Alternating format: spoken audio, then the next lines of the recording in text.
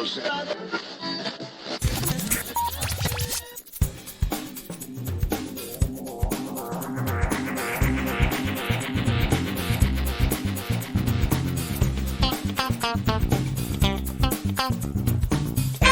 and welcome to episode 404 of Geektown Radio. I'm your host Dave, and with me this week is To Infinity and Beyond! Matt. How are you doing? I'm good, David. How are you? I'm doing well. So what have you been up to this week? Well, I fell a little bit behind actually with Welcome to Wrexham, so I decided to get caught up. I think the finale actually is on Wednesday. I saw a little thing on there as well, so we'll see how that goes, which is good. I've got up to the Ben Foster episode. That was the newest one that I saw, yes. which was good. I can't remember if I knew before because I've seen bits of his. He's got this podcast he did after he initially retired, which was cool. And I wasn't aware that he actually started out at Wrexham, which was good as like a full circle kind of moment, I suppose, because has now retired again as well. Yeah. Of course, he used to play for Manchester United, which was good. I remember some of those years. I can't remember exactly where and what was sort of going on with that. But of course, you have your goalkeepers for quite a long time usually. So yeah, the team continues to do really well. It's good that they was focusing for an episode or two on the women's team and seeing the different kind of things going on over there. So that was good. But there was an interesting comment, I think it was the bartender or somebody made in the episode and said like, look, we're flying through this league, and said like, okay, what level do you think they're actually at? And they said League One, because you've got Premier League, Champions League, League One, League Two, and then the National League. Mm-hmm. I think they could maybe handle something like the Championship. The Championship's been known to be quite physical, although all of English football kind of is quite physical anyway. That would be about the level I would say that they're at, maybe like a mid-table-ish sort of Championship team, which would be good. It's interesting that they did show the Ben Foster thing because somebody runs United Stand called Mark Goldbridge, who I've watched a fair bit of. He said he thinks that Wrexham are going to win something serious before Tottenham do. Tottenham, of course, in the Premier League at the moment, which is an interesting kind of take. I kind of agreed with that. Tottenham haven't won anything in I don't know what the last time actually was. It's been a while. But aside from that, they're being run very well, which is the main kind of thing. Like, as good as your team can kind of be and stuff, it depends on how well you run. And when you've got Ryan and Rob running the club and it's going pretty well, that's quite a good start. So are you caught up on Wrexham? Yeah, I've been watching it as it goes out weekly. I really, really enjoy that show, which, given I have very little interest in football, it's surprising how much I've got into that. It's been really enjoyable, and I like the way that they don't just focus on the football itself. It's all about the town, the fans, stuff going on around the club. It's not just about whether they'll get promoted or not. It's a really big highlight thing for Wrexham. And it's interesting to see episodes where they've had people flying in from America, from Japan, from, fans that have caught the show on Disney Plus have then become fans of Wrexham, and they've got fans around the world, which is really odd for this like little low-level team. You expect it for people like Manchester United, but for a little low-level team, they're way sort of punching above their weight, really, which is awesome because that brings in revenue for them, and that's something that they desperately need. I'm always rooting for them, and we know how they resolved this season has obviously been out there because it was last season in the football terms. We're into next season now. So, yeah, but I'm looking forward to seeing more of it. I mean, I'm sure they'll be making more seasons of this moving forward. So I don't know whether they've officially renewed it or not. I'm not sure, but I'm sure they will be making more of it. So it's been great, but I'm looking forward to seeing more. Yeah, definitely. The other thing I've been watching, other than what you've also been watching, I mentioned now and again that I put Friends on when I'm basically in the kitchen. If I'm like making food, making a drink, something that will take a couple of minutes, I stick Friends on, which a lot of people do that. Like if they're doing house chores or, that it's that kind of show that people really like to put on in the background. Comfort TV. Yeah. Yeah, certainly. Of course, we had the unfortunate passing of Matthew Perry recently, Chandler, who's very, very iconically known in that role. It was quite sad and quite sudden. He's just outstanding as Chandler. He's known for his kind of one-liners and stuff. In terms of the other characters, now that I'm going through it, I'm actually not paying attention to what season or episode I'm on. I'm just kind of letting them play one after the other. But I think I'm on about season 5. Ross is definitely the worst character. I know I've kind of mentioned that before. Yeah. Because usually you get the classic Janice scene. She pops up, she says, "Oh my God," or she does her classic laugh, and that's known as being like iconically kind of irritating. Yes. But you've got a ratio difference there where she's not in the show as much as what Ross is. Ross Ross's main problem though is he is very controlling. Yeah. But then you've got it balanced out with like Joey's really fun and Chandler, and I think particularly their friendship between them two really stands up. I think Chandler and Monica are the best couple in the show. In fact, I know the whole Ross Rachel thing. I know it's got like the more history to it, and they liked each other when they were, or he liked her when they were really young and stuff. But that never quite stuck to me. Phoebe's really quite fun as well. So it's just snappy, it's well paced, it's fun, and it is just really brilliant. So when was the last time you kind of watched it? I mean, I've caught the odd episode here and there, and it is one of those shows that, like you say, it's kind of comfort TV at this point. If an episode happens to be on, I'll sometimes kind of catch it and end up watching it to the end. But I haven't actually sat down and kind of gone through it because, you know, I know a lot of the episodes really well anyway. I, like everybody, was really upset to hear of the death of Matthew Perry. They have actually released his death certificate now, having done an autopsy. And I mean, it's still deemed inconclusive from that, but there were no illegal drugs or anything like that in his system. It is one of those horrible tragedies that you do wonder whether his past caught up with him, in terms of he had a long history of drug and alcohol abuse, and whilst there's no sign that he was actually abusing them at that point, you do wonder if maybe the previous damage that it had done possibly contributed to it. It's absolutely tragic. It seems like he was a really decent human being that had his own demon. Addiction is a horrible, horrible thing. Yeah. And it can take a lot to battle through it. And it seems, you know, from everybody around him said that he seemed to have been doing really well at the time.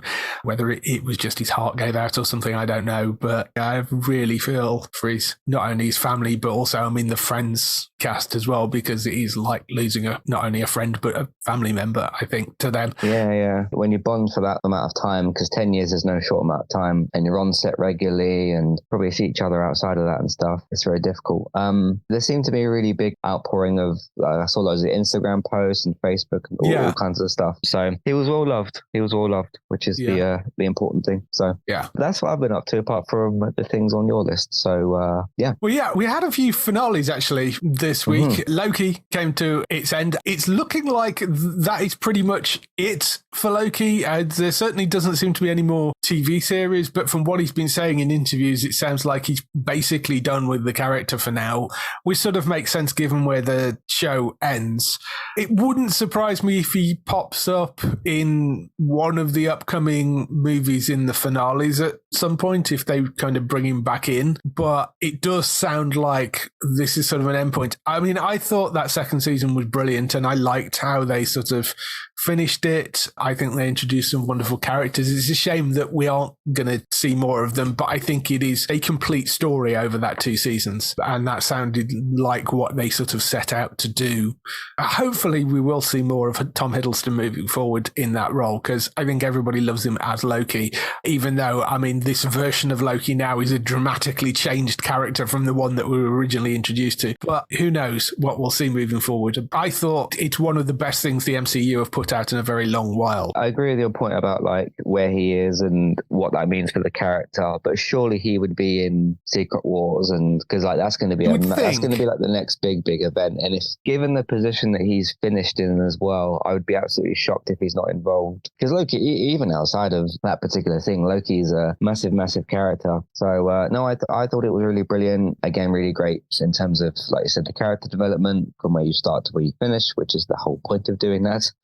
I thought a lot of the characters were really great. I thought in terms of the timey-wimey aspect, which can be, especially when you get into multiverses and stuff, which I know we've been doing more of that recently in not just the comic book genre, but other stuff. Obviously, you've got crazy things like Everything Everywhere All at Once, which I need to go back and watch properly, because I clearly missed, like, I watched that for about half an hour and it just didn't quite click, but everyone's given it like incredible praise. It is bonkers, but yes, you should go back and watch that. Yeah, I mean, that's a lot more bonkers than what this is. This is kind of just trying to follow the mechanics of what's kind of going on, and with the time splitting, time shifting that Loki was doing, trying to like time slipping, I think, going sort of, yes, one of those words, that was really cool to see, and it'd just be interesting to see, I guess, where they use Loki and how and all those kind of things. But it definitely doesn't seem like there's was going to be, because I don't know what you'd even do for a third season. It wouldn't quite be called Loki. Yeah. But no, I thought it was really, really good. And yeah, again, in terms of not necessarily shorter episodes, but shorter seasons, sometimes you just don't need longer seasons. I did see again some comments of like, oh, it's only 6 episodes and stuff. What would you possibly do for the next episode? Well, yeah, I mean, maybe there is some more stuff you could have put in before ending at that point, but I think it was well constructed and it worked over 6 episodes. Or, I mean, arguably, was it 6 episodes in the first season as well? I can't remember, but 12 episodes in total. It works. They told a really good, well-constructed story with that, and I do think it's one of the best things they've put out. It's a really solid story. The choice to use the character of Loki for this was also really smart, because considering how this even starts, even before the Loki show started, with what happened in it was in Endgame, wasn't it? Mm-hmm. Endgame and Infinity War sometimes blend together. Yes. But given how that kind of starts, is the perfect choice for the character to use as well for this. So very good stuff, yeah. Really good. Definitely worth going to check out. The morning show had its finale as well for season 3. And I thought they'd done a really good job with that. It's sort of interesting where they've left the characters without sort of going into spoilers about the actual episode. But it does allow them the opportunity to not bring certain people back, to sort of, move cast around if they need to sort of lower some people's roles and up other people's roles, which I think is an interesting point, because I believe behind the scenes, although it is that they are exec producers on it, Jennifer Aniston and Reese Witherspoon, I think on screen they were only actually contracted for 3 seasons. So there will be contract negotiations. As I say, they are exec producers on it as well. So I think there is a good chance that they will come back. But I would assume that the other cast are probably on 3-season contracts as well. And if that is the case, it means there's going to be a lot of contract negotiations, which means that given that where they've ended up, they can shuffle a few people around should they need to. But overall, again, very, very solid series.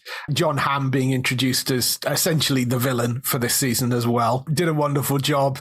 I like the way they managed to sort of twist and turn that story. It's been another really solid Apple show from start to finish, this pretty much. I mean, it's morphed a bit from, it was very much about the sort of whole Me Too thing in the first couple of seasons.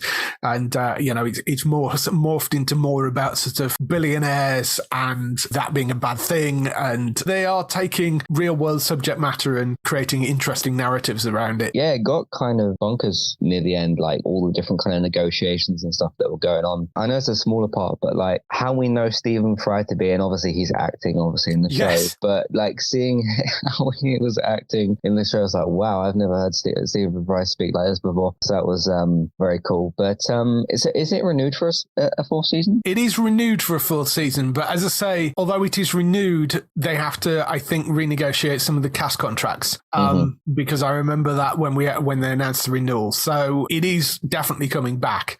There may just be some cast changes, but as I say, given where this plot ends at the end of that season, that also makes sense in the world of the morning show as well. So, yeah. One thing it was quite how I liked how it handled was being a fictional world, but how it used like the real world situations that were going on, like stuff with the abortion thing in the US, and obviously it pretty much started with doing that, didn't it, with the Me Too thing? Yeah. And then you had like stuff with the president and all kinds of other things going on, and the way they've kind of weaved those things into the stories, I thought was used quite well. So yes, that was really good. There was a show called The Newsroom, which was absolutely brilliant, from Aaron Sorkin, who did The West Wing, and he did an incredible job with that sort of stuff, of taking sort of, because it's based in a newsroom, taking real world events and working them sort of into the story. And they did a wonderful job with that show on that sort of thing. And the morning show is doing something similar here. They've picked up some of that, not quite to the same extent, but working in the pandemic a bit more and the Capitol riots, all that sort of stuff. They've done a really good job with how they're handling that, which makes sense because, it is a show about a morning news show. So, really, really good job. Great TV show. Another thing worth getting an Apple subscription for. So, yeah. In terms of gaming, Cities Skylines II came out. So I've been working through that. It's interesting. It's a bit in sort of the same way as Starfield. It's one of those games that will be good in a couple of years when it's got more stuff in it. It had a rocky launch. It really did, because it's horribly optimized. And I think Colossal Order, who make it, hold their hands up to that. They've said it's nowhere near as well optimized as we hoped it would be by the time we released it. They have made some improvements, and it is actually running okay on my rig, which isn't a particularly high-end rig. It seems a lot more stable with a couple of the patches they put out. There is the issue that there are nicer things in the base game than the Cities Skylines I base game, but at the moment there isn't official mod support, although it is definitely coming. They've been very clear on that. It's just not officially launched yet. And it's a game that people got so used to modding. I mean, people will run Cities Skylines with literally 100 mods running on it. So I think there's a lot of people waiting for that stuff to come out, because there are a few odd little quirks, like you're putting down roads in it and it seemingly is impossible to put stop signs on, say, side roads without stop signs appearing on the main road as well. There's weird little things like that, and you're like, well, that's an odd design choice. Why didn't you make that a bit more granular in terms of the amount of control that you had over it, particularly as there were mods previously that showed you how to do that sort of traffic management really well. So there are little things that are sort of slightly niggly. It's not particularly well balanced either. I'm having a lot of fun with it. I mean, I've done, 60 hours or so with it already. I am enjoying it. And it is still the premier city building game, most definitely. And I don't want to compare it to the first game, because that's very unfair, in that the first game had been out for like 5 years, had a million DLCs to it, and had a lot of mods running on it. So it's not fair to make a completely direct comparison. Comparing the base game of Cities Skylines to the base game of this, I think this is certainly an improvement on that. It is just a case of it is something that will get better as it gets older, because there will be more DLC, there will be more mods, and if you don't want to jump onto it right now, I entirely understand that. But if you enjoy city building games, wait for it in a sale, wait for it when some of the DLC comes down and it calmed down a bit, and then go out and get it, because it is worth getting. The base game is a lot of fun, but it is one of those that will get better with age, much like Starfield, so... There was another bit of news that dropped, which was the GTA 6 trailer has officially been confirmed by Rockstar as coming in December. Note that is the trailer, not the actual game itself. So this was an announcement for the trailer for the game, which shows you how ridiculously huge this thing is. I mean, we kind of, I think, know some of the stuff that is going to be in GTA 6 because of all the leaks. And as far as we're aware, it's in Vice City. There is a male and female lead for it. Whether they're working together or not is not 100% clear, but it seems like they might be. I'm looking forward to it. I mean, it's been, 10 years, something like that, since the last one came out. On the PS3 and 360, yeah. They've milked enough out of that GTA 5. You could say so, yeah. It sold like 195 million copies or something. Yeah, it's a ridiculous amount of copies that initial game sold. So there is a lot of excitement for it. It's been so long that there was not a new GTA game on PS4 and Xbox One. Wow. Obviously, we had Red Dead 2, which was obviously massive, but it skipped the whole generation. As cool as this is, and we've had this in the background of like, we're pretty sure GTA 6 is on the way, and we've heard little updates and stuff. So my guess is going to be this is going to be at the Game Awards, because that's I think December 7th or something. That would make sense. I think it would have been very cool if Rockstar didn't say this, and then we get to the classic, end of presentation thing, and Jeff Keighley stands there, and he would have been entitled to have the smuggest look on his face, knowing I'm about to have the GTA 6 trailer up because he owns the Game Awards, doesn't he? Right. And he would have been able to stand there with like the most confident, smug face and that, knowing that like I'm about to show this like most anticipated ever sort of trailer at the Game Awards, and then as soon as you'd have seen the Rockstar logo, everybody would have lost their minds. I mean, it's still going to be the case, but yes, I think it would have made even more of a punch if Rockstar didn't say this. As cool as it is to know, like, oh, the trailer's really, really close. You're talking like a couple of weeks, basically. Because I often reference like the 3 video game juggernauts, which is FIFA, or the FC as it's called now. Yeah. Then you've got Call of Duty, which is not in a good place, but it's still incredibly profitable. And then you've got GTA. The only difference between those three is obviously COD and FIFA comes out every year, and obviously Grand Theft Auto doesn't. But those are like the three big video game stuff. I know you've got things like Fortnite and all that, but I'm talking about games that sell a lot. Yeah. Like in GTA's case, in the hundreds of millions. So yeah, this will make the internet die. So yes, this will break the internet. Yes. Yeah, get ready, Elon Musk, because Twitter's about to be even worse. Yes, just be GTA 6 all over the place, I'm sure. Yeah. It's almost like, I don't know this, but my guess would be that you'd save that for like the big bang at the end of the Game Awards thing. Almost everybody else is going to forget like all the announcements before that. It's just going to be... I mean, if I was another games company, I'd be like, I'm not going to release anything on that day, you know? Yeah. Or if you're anybody, I mean, it's Grand Theft Auto. Like, well, yeah, that's true. Yeah. I just no other news on that day. I think you're probably right. It likely isn't going to be the Game Awards when they announce it, but we'll see when it drops. In terms of other TV shows, talking about Apple stuff, For All Mankind came back as sort of taking over from the morning show, I guess. But that's back for its full season. Good, solid start for that. This has got to be Joel Kinnaman's last season on this show, because his character's like 70, I think, at this point. So, you know, because they jump forward a decade each season. So he's got to be in his 70s, I would have thought, at this point. And I mean, he's still floating around in space at the start of it. I kind of think that surely they can't keep him around much longer. I love the guy. He's a great actor, but it's getting to the point where you can't have a sort of 80, 90-year-old still around in space. That doesn't really make any sense. So we'll see. But they've gone from moon landings to Mars landings. This is more about the kind of Mars and the buildup of the colony over there. They have introduced a few new cast members, as they do every season. Very enjoyable. It's a really nice structure that they have to that show, in that, you know, you have this turnover of cast as you go through because they move it forward 10 years each time. I need to get caught up on that, but there's a lot of it to watch. Yes, there is. And I meant to get caught up last Christmas, and that was a year ago. Yes, you need to go back to it. You definitely need to go back and watch more of that. It's been really good. One of the things that popped up on Netflix was the Robbie Williams documentary, or docuseries. It's 4 episodes, I think, in total, which was sort of really quite interesting. It's by the same guy that did that Bros documentary that I think they did for the BBC. The way that they present it is with Robbie kind of going through on a laptop, looking at various points in his life and sort of taking stock of things. He has, as is well known and well documented, he has a long history of issues with drug and alcohol abuse, and it's him having to go back through that. And he's also looking at, you know, his time and Take That, which, you know, a lot of that rift thankfully is now healed.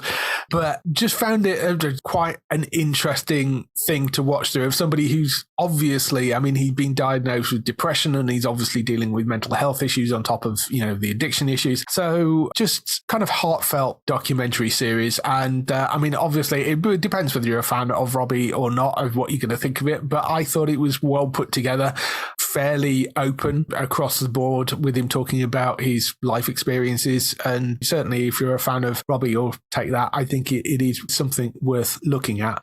And in terms of new shows, Culprits, I started watching the first episode of that. It's an interesting one because it's sort of pitched as this heist drama, except it sort of starts after the heist. So you're following the characters after the heist has been done, and somebody, a sort of assassin, has come back and started targeting them. That was the pitch for it.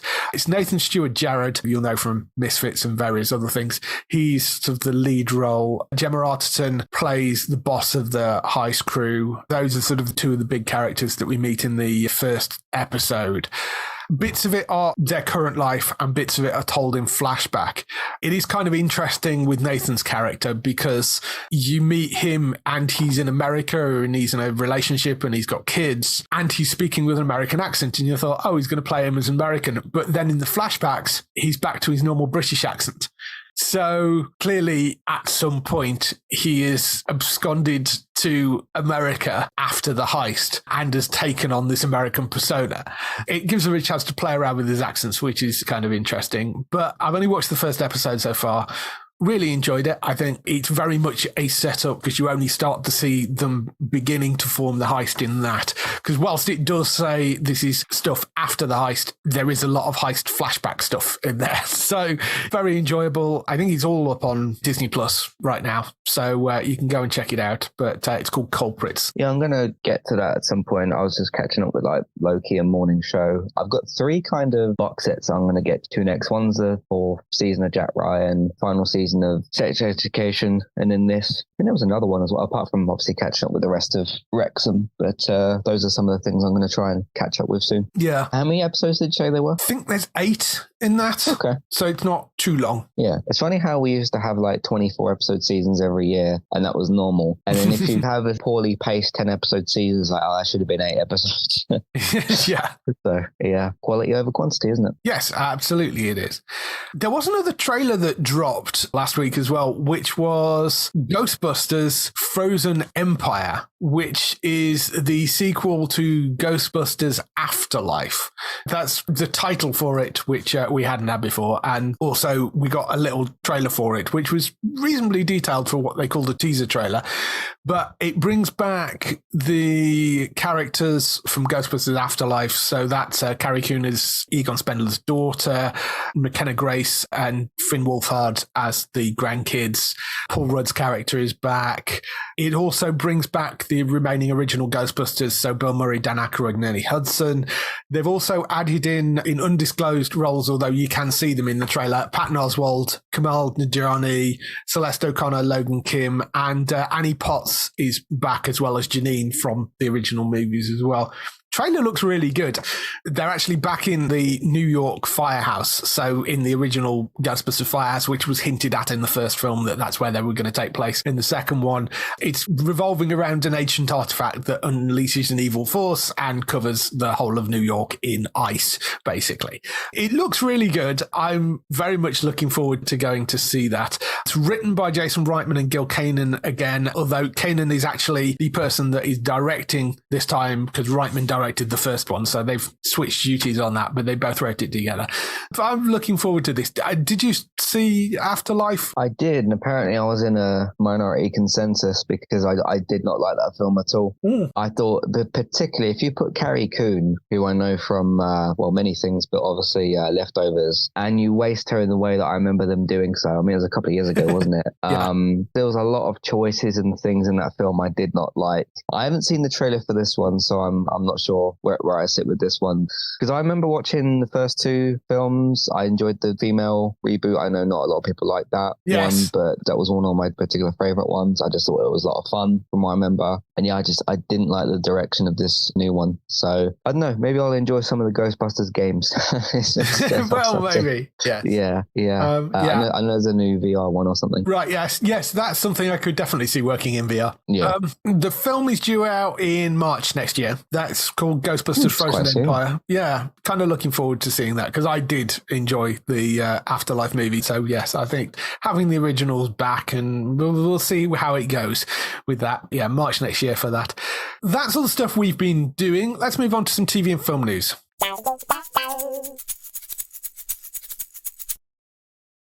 So we start off the TV and film news with the renewals, cancellations and pickups. One cancellation, which has been a while coming, but I think the writing was on the wall for a while. The Rookie Feds has been cancelled by ABC after 1 season. It was the 3rd lowest rated scripted drama on ABC. The only things it was in front of was the final season of A Million Little Things and another scripted drama, which they'd already cancelled. So its numbers weren't great. I think it did better on sort of catch up, but its live numbers weren't particularly good. And in all honesty, it wasn't a particularly strong show, not compared to the original. I liked Nicey Nash as an actress. I just found her not great in the role in this. I don't know whether it's the writing, whether the other characters were sort of interesting. Just didn't quite gel properly for me. And I can't quite put my finger on exactly what didn't work. but that will not be coming back. They've also opted not to pick up The Good Lawyer, which was going to be a spin-off from The Good Doctor. They did it as a put pilot. That's when they stick a pilot into the episode run of the main series. So there was an episode called The Good Lawyer of The Good Doctor, and that was in as a pilot. It apparently tested really well. They've just decided that they're not going to pick it up. It's one of those things that because of everything that went on with the strike, they're shuffling a lot of stuff around. And I think they've looked at some things and gone, well, we don't really need this.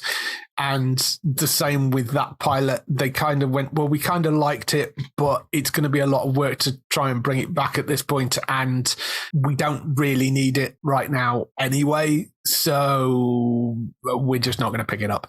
The other thing which has been cancelled and thrown into a large, deep hole is a film called Coyote versus Acne, which was this movie which I think was either fully animated or animated/hybrid film. It's WB again, and they've canned the entire completed movie for an estimated 30 million tax write-off. The thing cost an estimated 72 million to make, apparently. It was directed by Dave Green, who did the Teenage Mutant Ninja Turtles Out of the Shadows. The studio is claiming a shift in strategy on theatrical releases, because this was originally made for the Max streaming service. It did briefly have a theatrical release window, and then they bumped it, and now they're saying that they're moving more towards theatrical releases, so that's why they've got rid of it, which doesn't quite make any sense. It did have some big names in it. It had Will Forte as Wile E. Coyote's attorney and John Cena playing the Acme Corporation's CEO. Whilst they've done basically what they did with the Batgirl movie and thrown it into a hole never to be seen again, everybody that worked on it was paid for it, but it does mean that they won't get any residuals. Their work will not be seen, which, you know, is quite important for the animators and the composer and everybody else that worked on that film.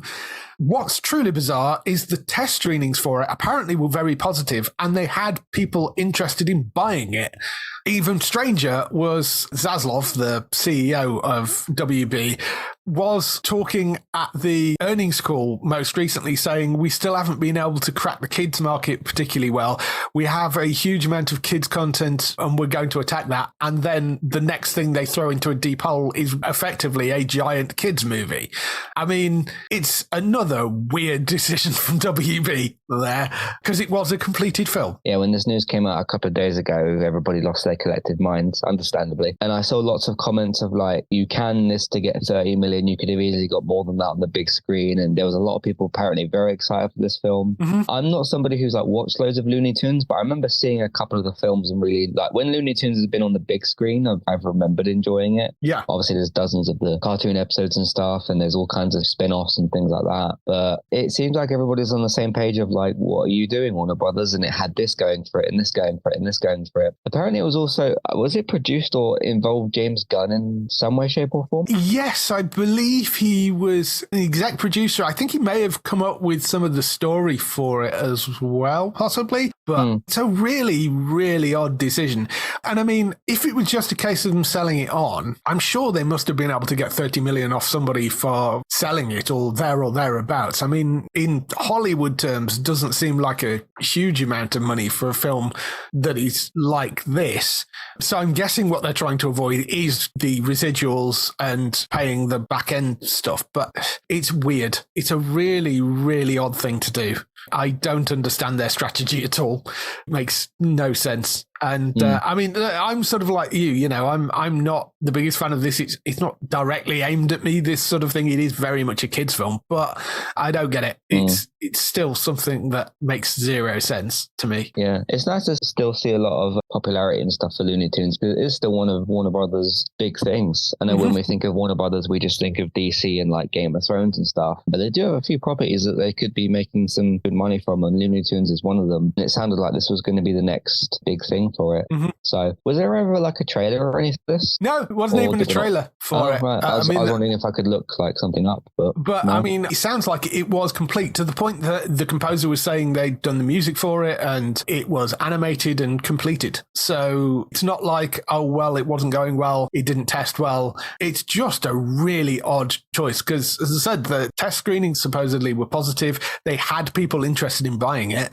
And they went no and just decided to throw it away, which somebody did make the interesting analogy of if it's illegal for the mob to burn down a restaurant for the insurance money, surely this should be illegal for a production company to throw away a film just to get the tax write-off, which is an interesting analogy. There does need to be something put in place to stop them from doing this. I don't know whether it's maybe the rights to that particular film revert back to the creators so they could do something with it, whether there needs to be some sort of penalties in place for them, whether they close the loophole so they're literally not allowed to do this. I don't know what it is, but it does seem utterly ridiculous that they can throw away a completed piece of creative work just to get a tax write-off on it. It's bizarre that this is still allowed. I don't know. We'll see.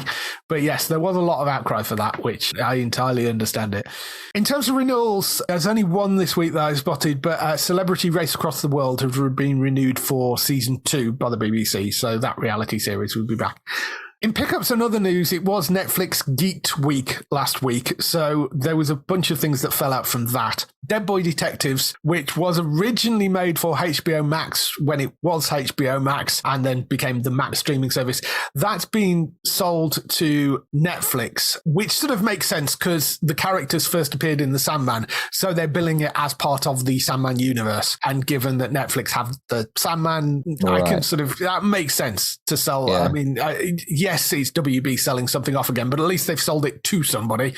And it does make rather more sense to have it on Netflix as part of that universe.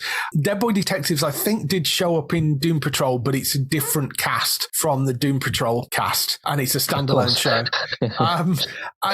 But I mean, that's fine because it is essentially disconnected. It actually sort of, again, makes more sense being on Netflix given that it is a different cast as well.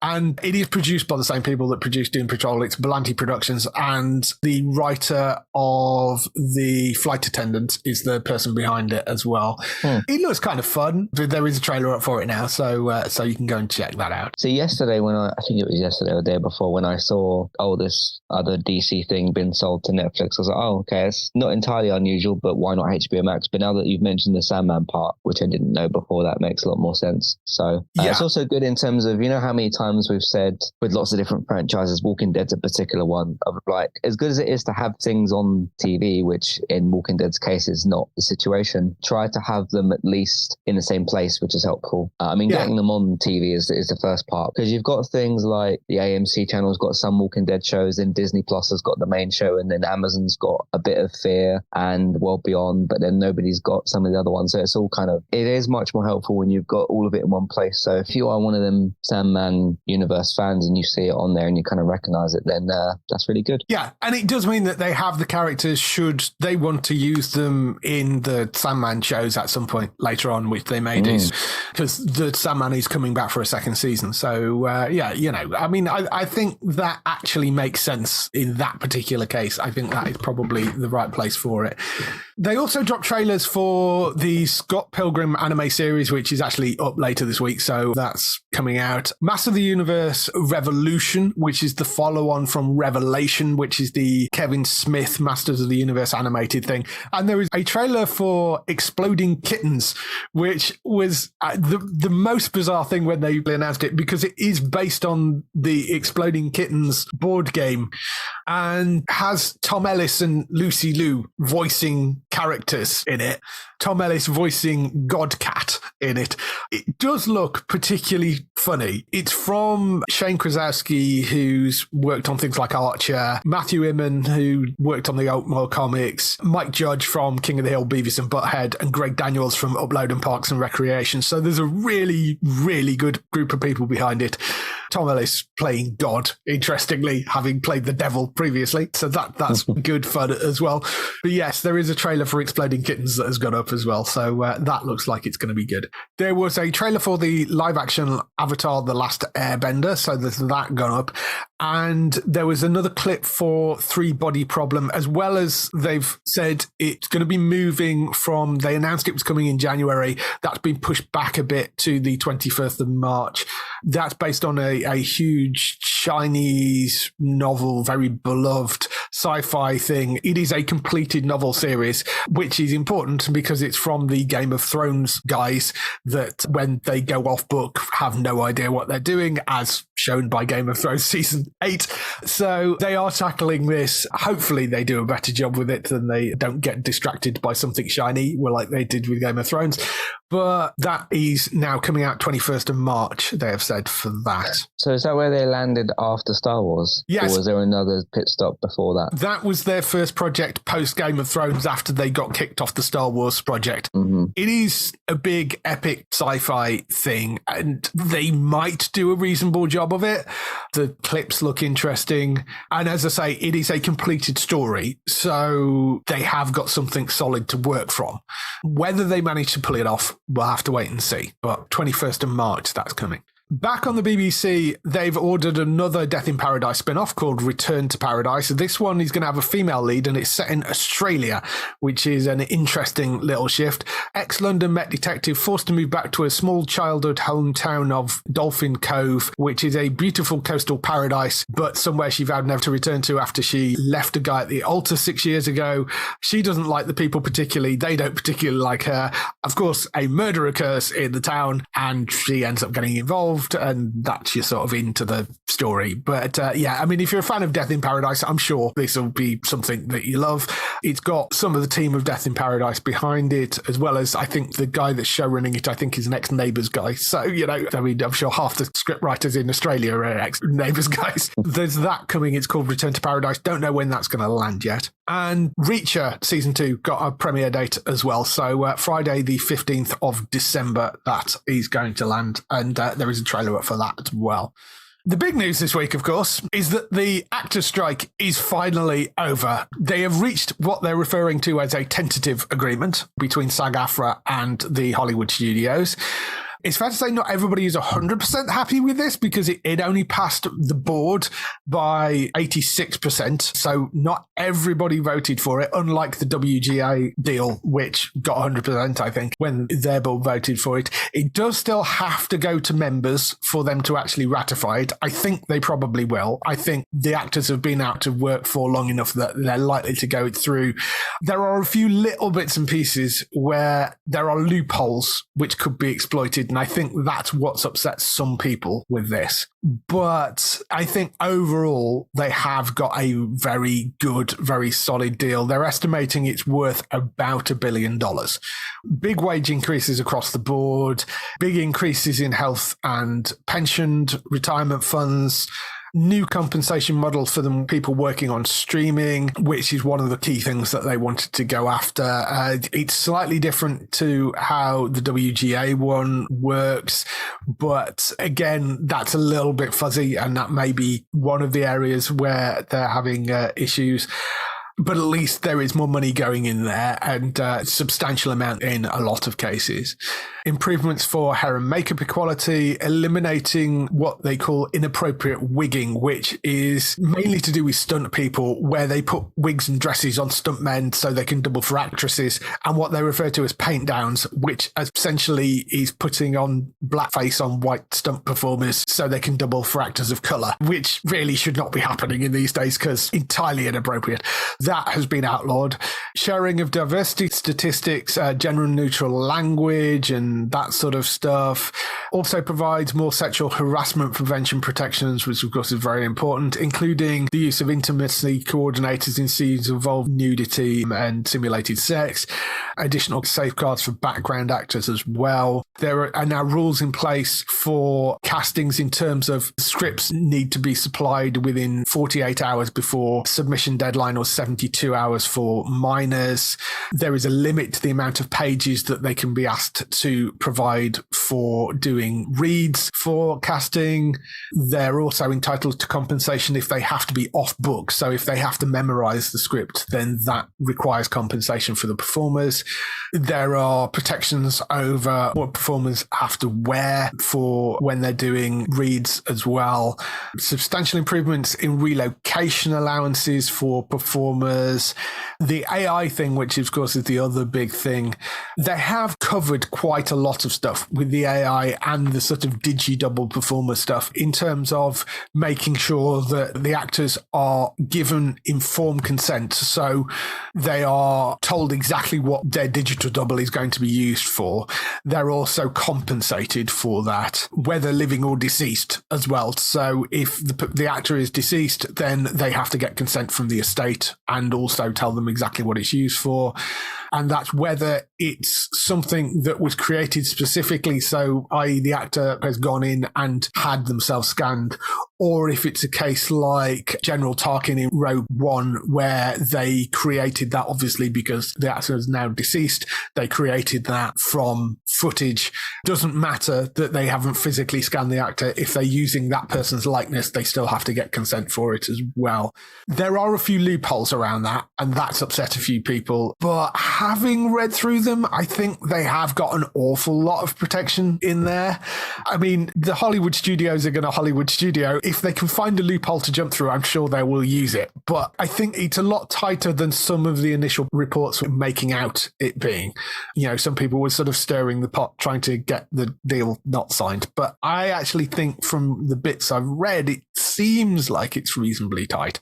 There are always going to be issues with this. And I mean, it's a 3-year deal. We'll see where it lands in 3 years' time and whether they have to go back and fight for a bunch more things. But hopefully this at least allows them to make a living wage, and we'll see where we go from here. Yeah, there's some good stuff in here. Like you said, it feels sort of passable, but kind of, because there's things like 86% and tentative agreement that I'm like, okay, I don't like those sorts of Well, the reason it's referred to wording. as the reason it's tentative agreement is because it's got to go to the members for them to vote on it, and if they vote yes, it will become an agreement. So that's why it's tentative agreement. Yeah, like I say, the 86% sounds like not the entire board. Unlike the WGA, the entire board didn't vote yes on it, which is interesting. Right. Also a little bit like, I know 2020, did you say 2026? That sounds far away, but shows these days particularly take like over a year to make and that kind of stuff. So we are soon going to be at that point. So as good as some of this stuff is, and there are some very good things in here, I heard someone else, I can't remember who it was, I heard somebody else say this of like, oh, in a couple of years' time, are we going to be back in this scenario or revisiting this scenario? We probably will at some point, and it feels sort of shaky and temporary, but it's good for now, and it's good to just kind of get this in place to get people working. So there's some stuff that's good here, but some stuff that's also kind of, I don't know, wait and see how some of this stuff kind of plays out. Yeah, that's always the problem when you're doing these sort of deals, is they're never going to play out exactly how you envisage it they're going to play out. And the problem with the technology side of things, particularly with the digital doubles and the AI stuff, who knows where that is going to end up? I mean, it's very, very difficult to predict. They have got some protections in place, a lot more than they had previously. There is some room for interpretation within that. And it is also tricky trying to strike a balance between crippling the industry's ability to do its job and protecting the actors. And from reading through it, I can sort of see where they're going with that. It depends how it plays out. And that's the difficulty. The problem is, if you got everything which was 100% absolutely watertight, it will make it very, very difficult for the studios to produce things if they're having to go for every little thing for approval for the actors. There's things like they're allowed to change certain movements or positions of actor digitally, so long as the content of what they're saying and doing isn't dramatically altered. So that may be a case of moving. One example would be you can move somebody from the front seat of a car to a back seat of a car, maybe.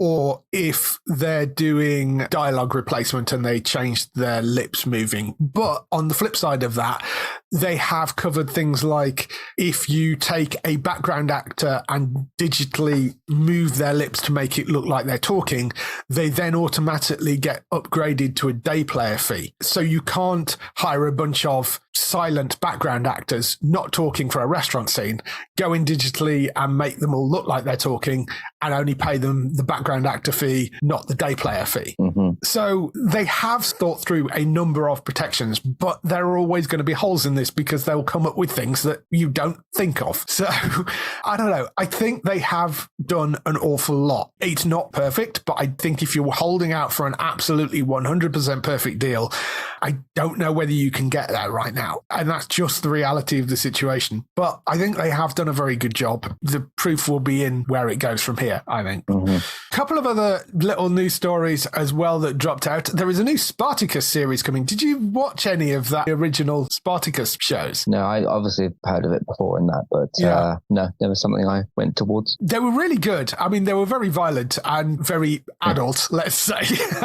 I really, really like those original shows. I thought they were brilliant. They're now doing a new one, which is called Spartacus House of Asher. Now, if you know the original series, you may be going, hang on, Asher was in the original show and didn't he die? Yes, he did. You're quite right. So what they're doing is it's sort of an alt history thing where it poses the question, what if Asher hadn't died on Mount Vesuvius at the end of Spartacus' Vengeance? What if he'd been gifted the gladiator school once owned by Batius in return for aiding the Romans in killing Spartacus and putting an end to the slave rebellion? So it's sort of an alt history version of it, which is sort of an interesting way of moving things forward. It's got Nick Tarabay, who most recently has been in Stargirl. He's back playing Asher as the lead character. I'm sure there'll be other gladiators and other casting announced in due course. It's being done for Stars. We don't know where it'll land over here because, as we talked a little bit about last week, Lionsgate Plus, which is where it would have landed here, is going to be shutting down next year. So it could get sold anywhere over here. I mean, I think Sky had some of the original ones, so it would sort of possibly make sense for Sky to pick this up. But I'm always happy to see more of this. Stephen S. D. Knight is the person behind it, who is creator and writer of the original show. He went on and did Daredevil afterwards as well, which is another great thing to have on your CV. So he's going to be showrunner and exec producer on the new series as well. So same people behind it, at least one of the same cast, and we'll see where it lands in the UK. But that looks like it could be quite good. And a couple of bits of Doctor Who news. Firstly, Children in Need, which I think is the end of this week. There is going to be a special scene with David Tennant as the 14th Doctor in Children in Need. So check that out when that's on. But there was a news about another Doctor, Paul McGann, might be getting his own series. Now, I put might in capital letters here because I will bear in mind this is an article that was in the Mirror, so I can't vouch for any of its accuracy. There was a source that said Russell likes the idea of bringing Paul McGann back in his own set of episodes in the TARDIS. Disney are on board as they want more original content and want to fully exploit the franchise as they know how big it could become. Paul McGann played the 8th Doctor. He's only actually been on screen 3 times, which is why specifically this would be a good Doctor to actually do, because he's never had his own series.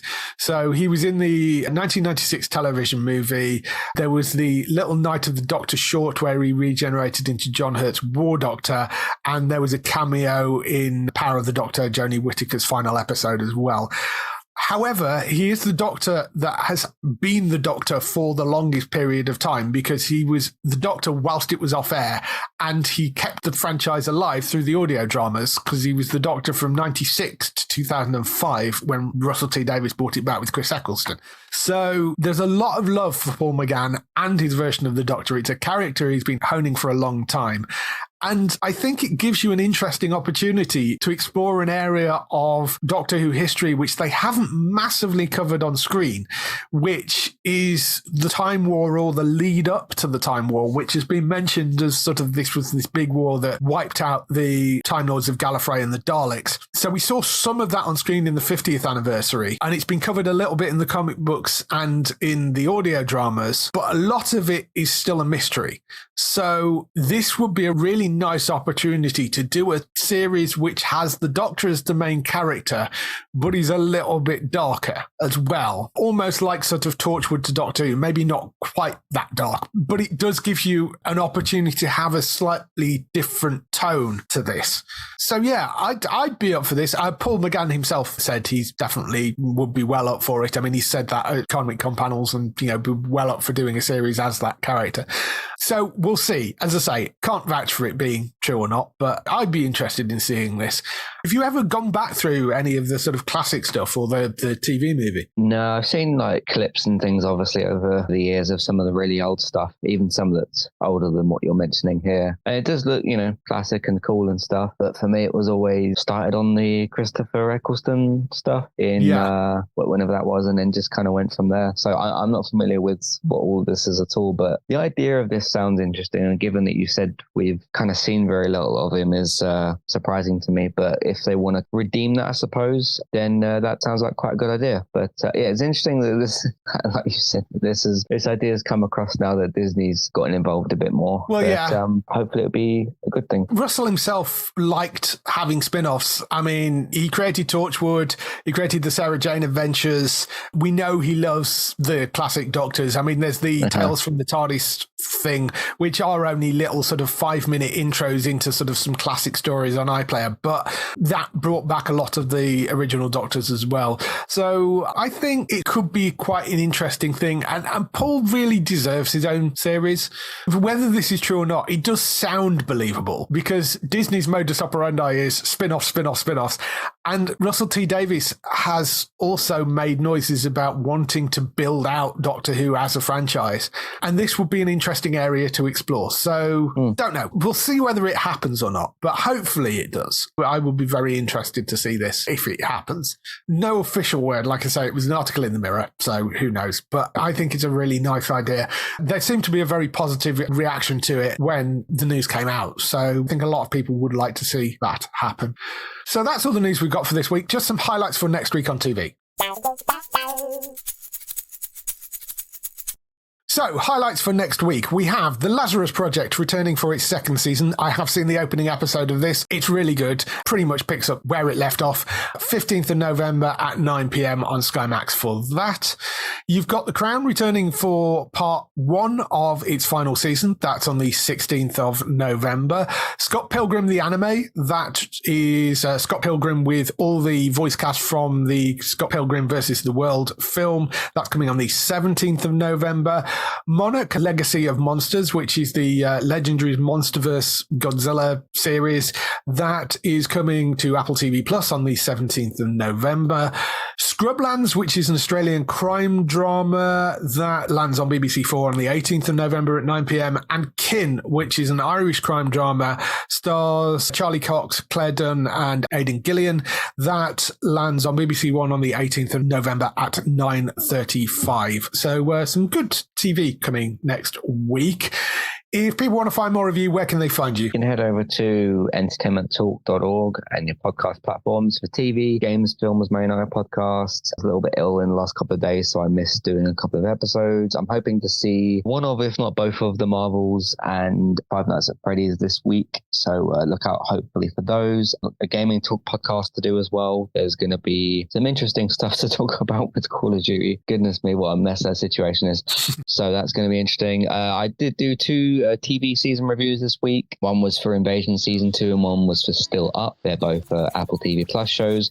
So yeah, I've got some other stuff coming as well. You can follow me on, everybody calls it Twitter, at eTalkUK if you want to, like everybody does, don't they? Yeah. Twitter at eTalkUK if you want to say hello or follow or any of that kind of stuff. That's me. Oh, also very interesting to hear Gray mentioning the Beckham documentary last week. That was a nice surprise. So, yes. Because I never thought I'd hear him say that. So. Yes, anything to do with football. Yeah, I know. Yeah. For other people involved in the show, you can, of course, find Bex over on twitch.tv/Trista Bytes. That's BYTES. She's doing lots of streaming every week, and she's raising money for the Samaritans right now, which is a great charity. So go and check her out and go and watch her streams over on twitch.tv/Trista Bytes. For Daryl, you can find more of his stuff on HollywoodNorthNews.net for all those TV series you love, which are shot in Canada. For us, you can visit the website at geektown.co.uk throughout the week and see all the latest air date information. If you want to get in touch with your questions or comments, email us on podcast@geektown.co.uk. Leave a message on the website page. Find us at Geektown on Twitter, on Facebook at facebook.com/Geektown, on YouTube at youtube.com/Geektown, on Blue Sky at Geektown, on Instagram at Geektown UK, TikTok at Geektown UK, and Threads at Geektown UK. That is everything. We shall see you next week. Bye-bye. Goodbye.